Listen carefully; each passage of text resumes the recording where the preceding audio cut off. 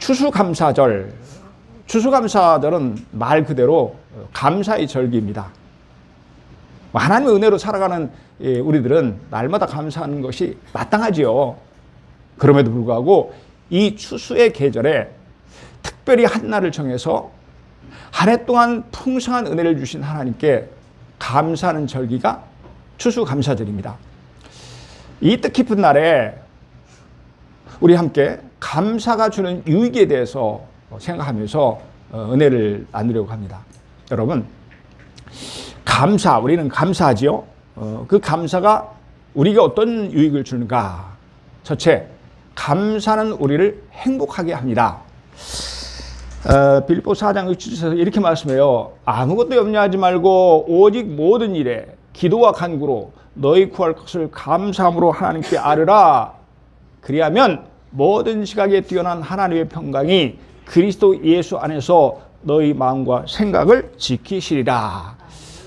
그러니까 이제 감사함으로 하나님께 아뢰라. 감사하라는 말씀이죠. 그러면 하나님의 평강이 그리스도 예수 안에서 너희 마음과 생각을 지키시리라. 평강한 마음으로 하나님께서 지켜주신다. 염려와 근심이 있을지라도 그 중에서 감사하는 자에게 하나님께서는 그 마음을 지켜주신다고 말씀합니다. 하나님의 평강을 부어주신다고 하죠.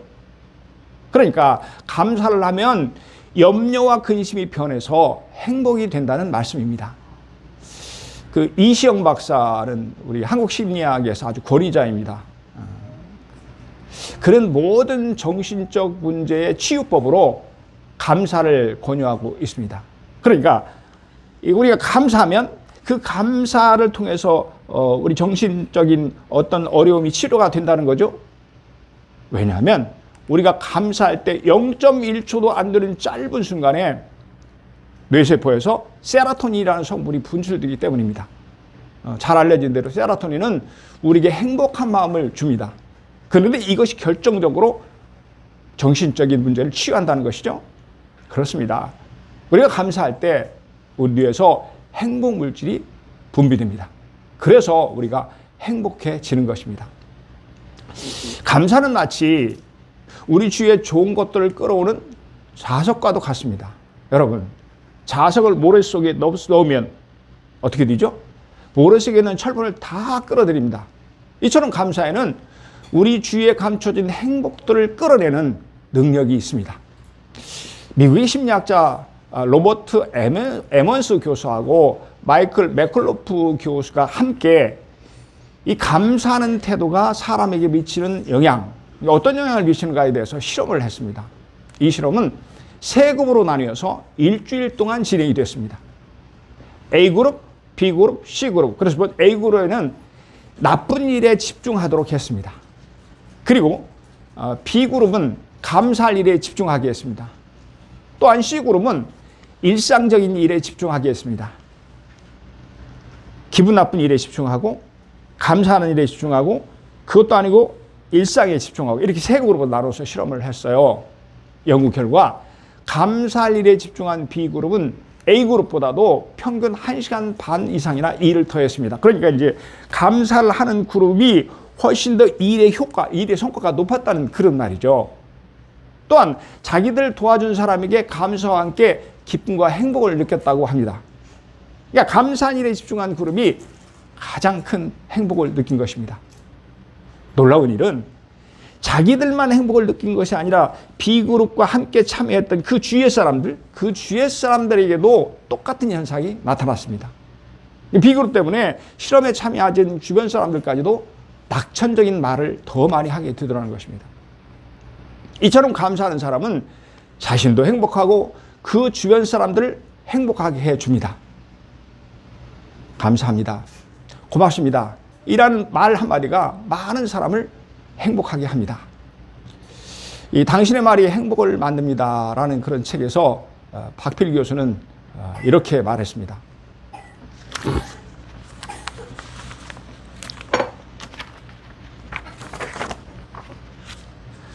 불평은 쓰레기와 같습니다.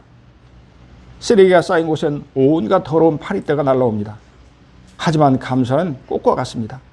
꽃이 피는 곳에는 나비가 찾아와 춤을 춥니다. 그런데 많은 사람들이 자신의 인생에 나비를 부르지 않고 파리떼를 부르고 있습니다. 우리가 감사를 잃어버릴 때 행복도 잃어버리고 기쁨도 잃어버리게 됩니다. 감사를 잊지 않는 사람의 인생에는 향기로운 꽃이 피고 행복의 나비가 춤을 추게 될 것입니다. 아멘. 이 박필 교수님은 생명 언어의 권위자입니다. 그래서 그분이 쓴 당신의 말이 행복을 만듭니다라는 책을 우리가 사다가 오후 예배 때 같이 이렇게 나누고 그랬어요. 굉장히 은혜를 참 많이 받았습니다. 이 미국 노스캐롤라이나 이 대학교에서 이 부부간 관계에 대한 만족도 그리고 행복감에 가장 큰 영향을 준 것이 어떤 것인가를 연구해서 발표했습니다. 결론적으로 말하면 서로에 대한 고마움을 그때그때마다 감사로 표현하는 것, 이것이 부부를 행복하게 하고 그 부부 사이를 돈독하게 한다. 예를 들어서 사랑해, 뭐 이런 말 흔히 하죠. 또 고맙다, 이런 말도 부부 간의 사랑을 돈독하게 하고 행복하게 한다는 것이죠. 이처럼 감사가 넘치는 가정은 행복합니다. 당신이 내 남편이어서 행복합니다. 그런가 하면 당신이 내 아내여서 행복합니다. 이렇게 예쁘게 자라줘서 참 고맙다. 하나님 감사합니다. 목사님도 감사합니다.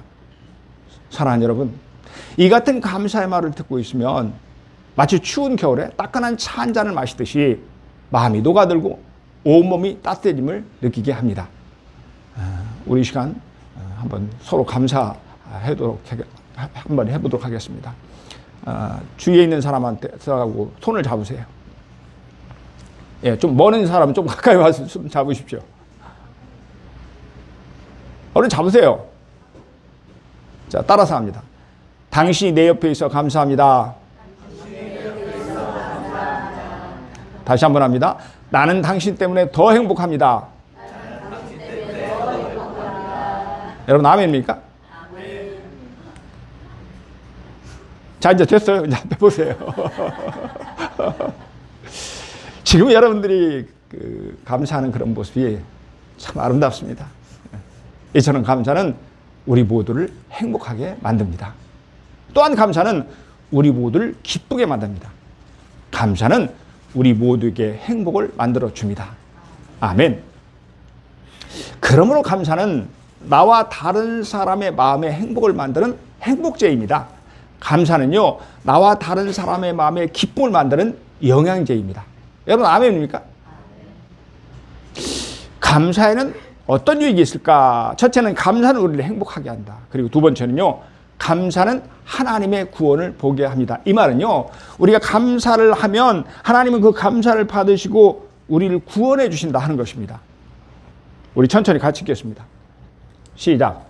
감사로 제사를 드리는 자가 나를 영화롭게 하나니 그의 행위를 옳게 하는 자에게 내가 하나님의 구원을 보이리라. 아멘. 오늘 본문 23절이죠.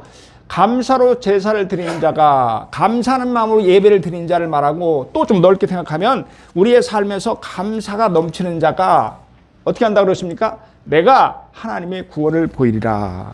이렇게 말씀합니다.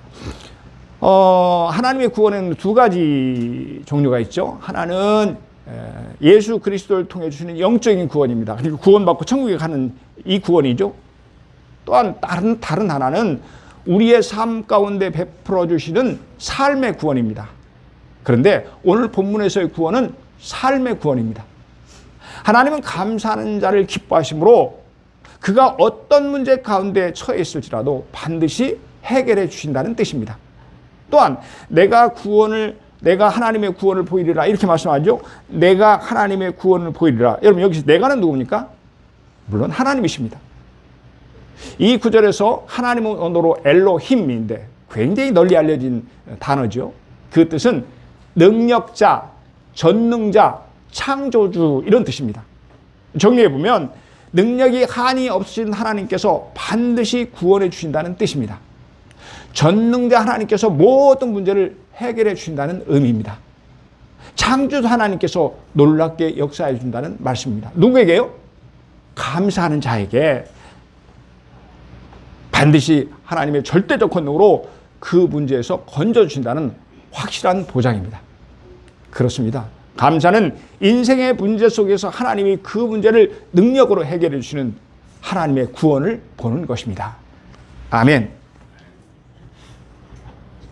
이제 좀 떼어주세요. 감사로 하나님께 제사를 드리며 지존하신 이에게 내 소원을 갚으며 환난 날에 나를 부르라. 우리 같이 읽습니다. 시작. 내가 너를 건지리니 내가 나를 영화롭게 하리로다. 아멘.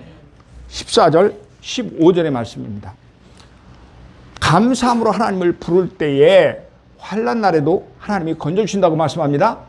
감사하는 자에게 여러분 이 얼마나 놀라운 말씀입니까? 어떤 어려움 가운데 있을지라도 감사하는 자를 하나님이 건져주신다는 약속입니다. 여러분 감사는요 모든 문제의 마스터키와 같습니다. 호텔에 가면 방마다 열쇠가 다 따로 있죠. 그런데 어떤 열쇠는 어떤 방이든 다 열 수 있습니다. 이것을 사람들은 마스터키라고 부릅니다. 마스터키. 그래서 마스터키만 있으면 호텔의 어떤 방이든지 다 열 수 있습니다.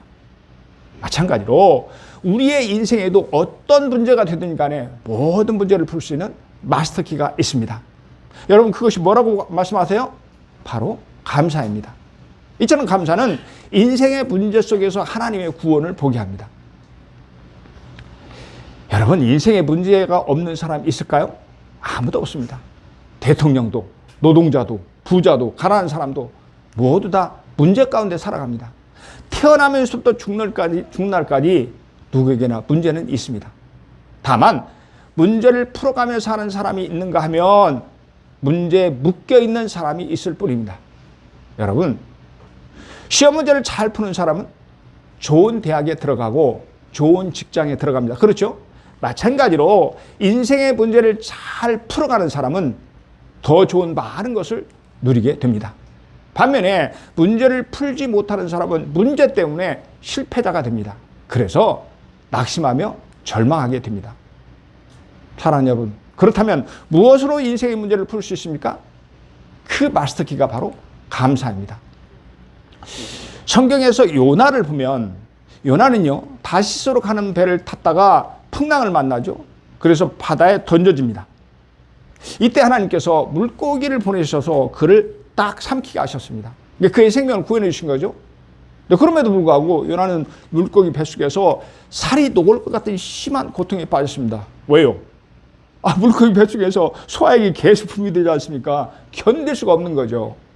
3일차가 되었을 때 요나는 하나님의 물고기를 보내셔서 자신을 살려준 것에 대해서 감사합니다. 그러니까 그동안은 너무 힘드니까 감사를 안 했다가 3일 만에 깨닫고 이제 감사를 하는 거죠.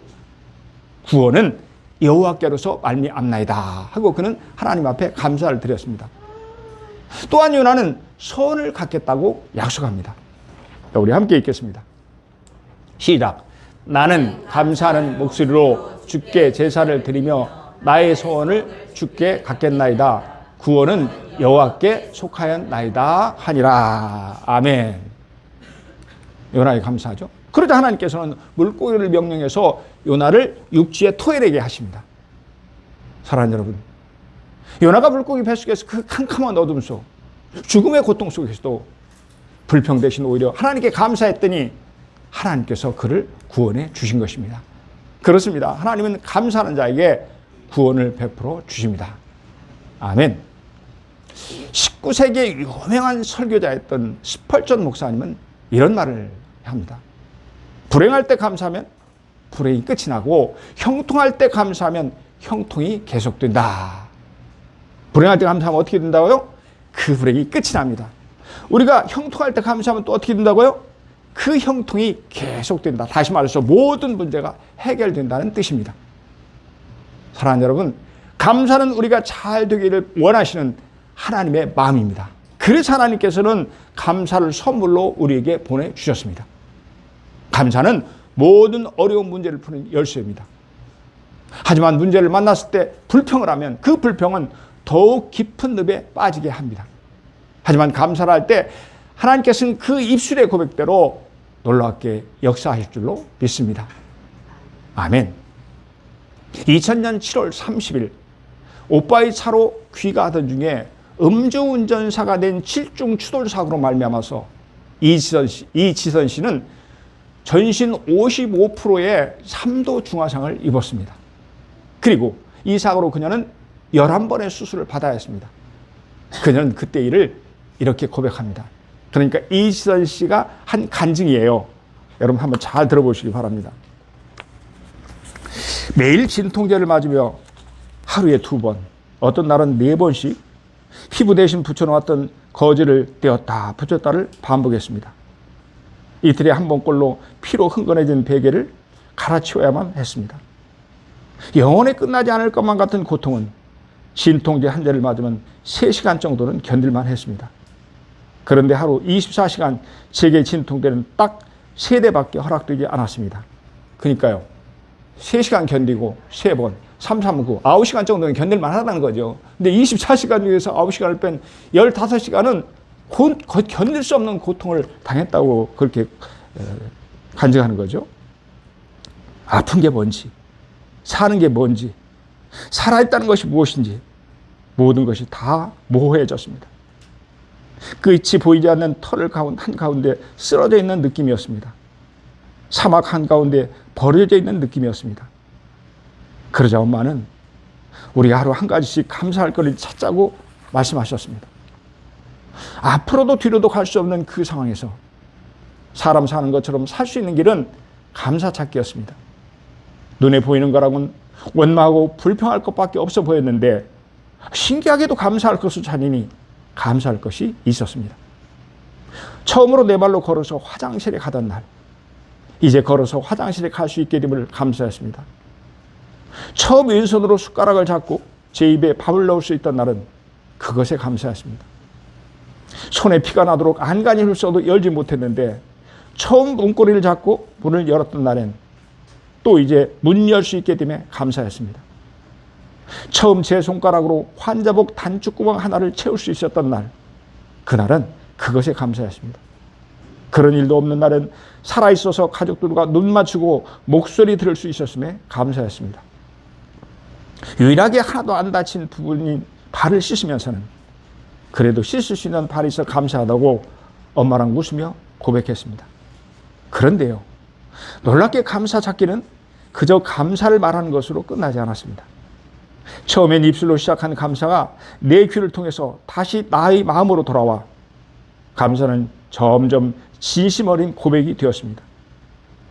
감사는 그동안 진통제가 결코 줄 수 없었던 마음의 평화를 가져다 주었습니다. 오늘의 감사거리를 주신 하나님이 분명히 내일 또 다른 감사거리를 주시라는 믿음이 생기기 시작했습니다. 오늘보다 좋아질 내일을 소망할 힘을 주셨습니다. 아멘. 이렇게 간증한 거죠. 이지선 씨는 도저히 감당할 수 없는 절망적인 그런 상황 속에서도 감사를 찾아서 감사했다고 고백하죠. 그러자 하나님께서는 그녀에게 진통제가 줄 수 없었던 마음의 평안을 주셨다고 고백합니다. 감사는 점점 더 내일을 기대하는 소망이 생기게 했고 엄마와 함께 웃게 했다고 간증합니다. 그녀는 이제 그 지옥가드 같은 절망에서 벗어났습니다. 그 후에 그녀는 행복전도사가 되어서 오히려 절망 가운데 빠진 많은 사람들에게 희망과 기쁨을 전했습니다. 비록 옛날에 그 예쁜 얼굴은 잃었지만 하나님의 사랑을 듬뿍 받은 천사의 얼굴로 누구보다도 멋지게 살아가고 있습니다. 제가 궁금해서 찾아보니까 지금 47살이에요. 그런데 결혼을 해가지고 행복하게 지금 살고 있고 더군다나 이화여대 교수로 지금 재직하고 있어요. 사랑하는 여러분, 이렇게 큰 감사의 은혜를 주신, 감사를 통해 축복하시는 그 하나님 우리 같이 찬양하겠습니다. 날 구원해 주신 감사, 우리 피아노 반주에 맞춰서 함께 찬양합니다.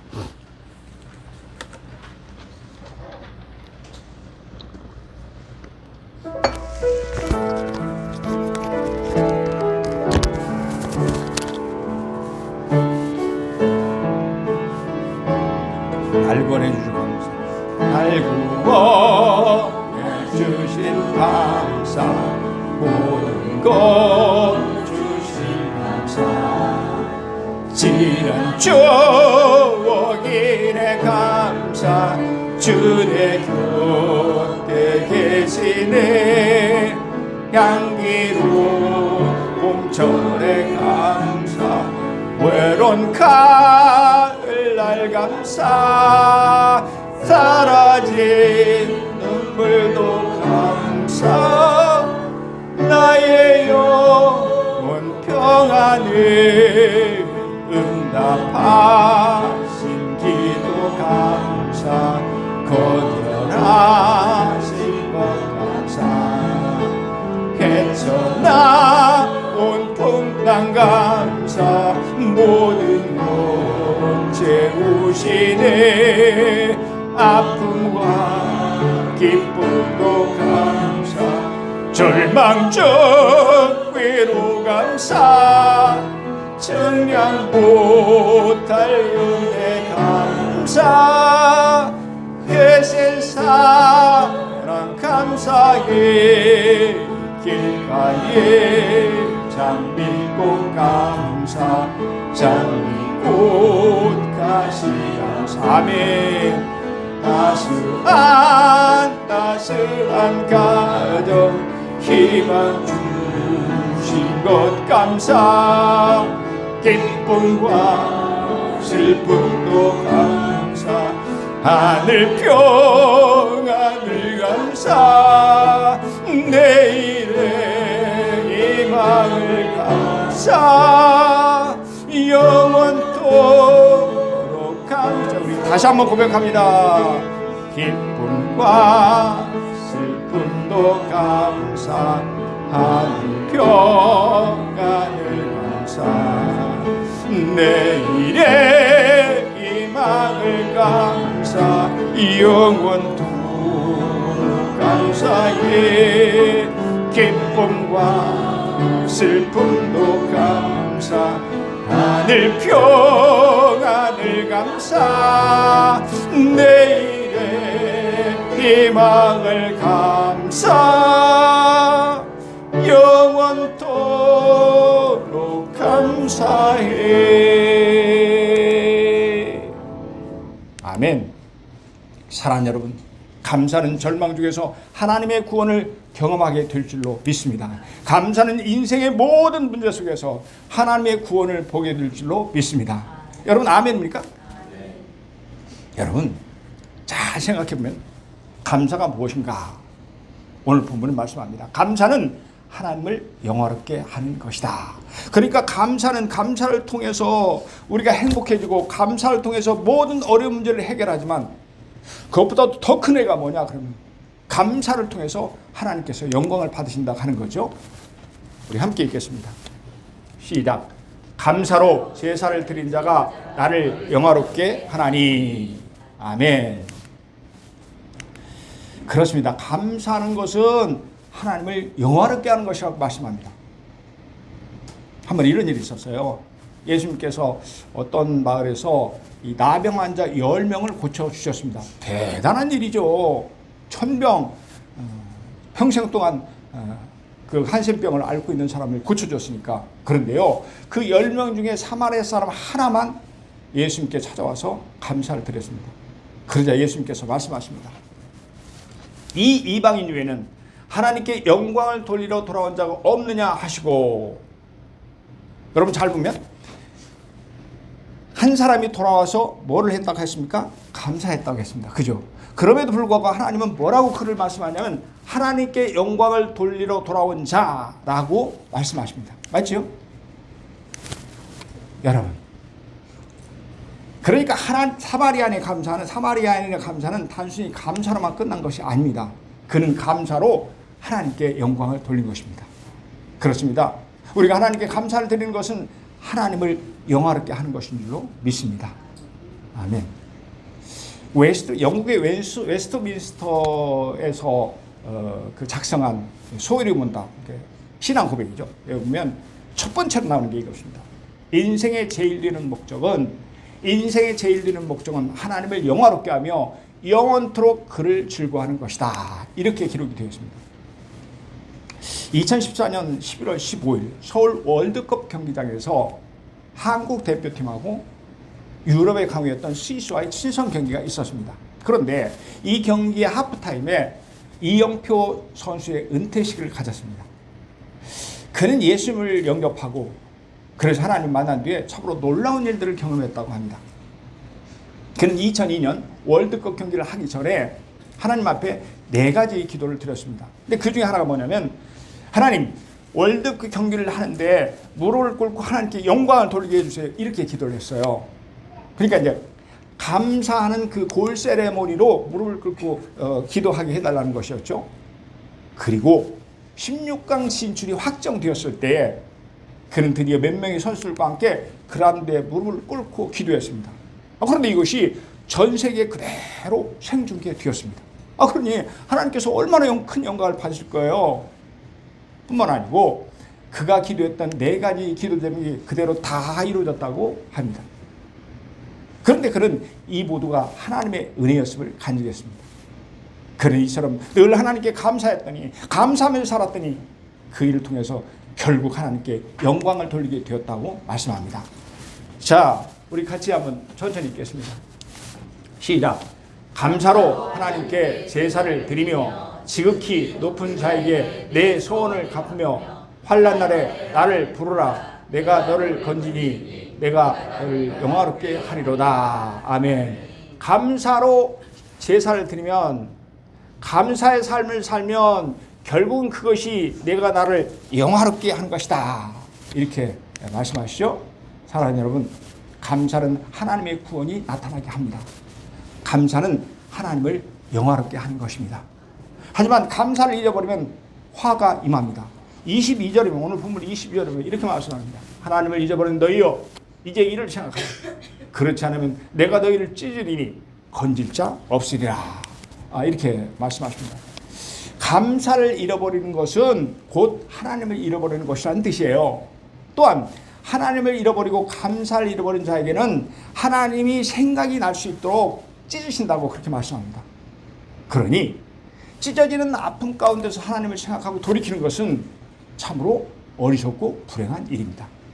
사랑하는 성도 여러분, 추수감사절을 맞이해서 감사에 대한 은혜를 우리 함께 나눠봤습니다. 감사는 행복을 만드는 것입니다. 감사는 하나님의 구원이 나타나는 것입니다. 감사는 우리 인생의 모든 문제를 풀어주는 하나님의 능력입니다. 그러므로 하나님께서는 우리의 감사로 인생의 어떤 문제라도 해결해 주실 줄로 믿습니다. 또한 감사는 하나님을 영화롭게 할 줄로 믿습니다. 오늘은 추수감사절입니다. 우리 모두 그동안 베풀어 주신 하나님의 은혜를 깊이 하려 뜨겁게 감사하시기를 바랍니다. 그래서 하나님이 주시는 행복과 구원을 마음껏 누리며 더욱 감사가 넘쳐나는 복된 삶을 사시기를 주님의 이름으로 축복합니다. 아멘.